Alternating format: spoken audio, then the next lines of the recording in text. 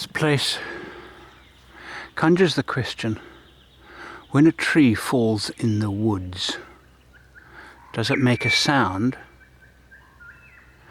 if there is nobody there to hear it?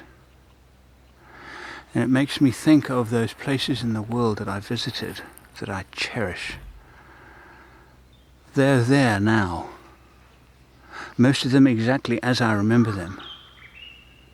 With the sounds, the smells, the feeling, still there. Nothing's changed about them. Even though I'm here, they're still there. Or are they? This kind of travel not only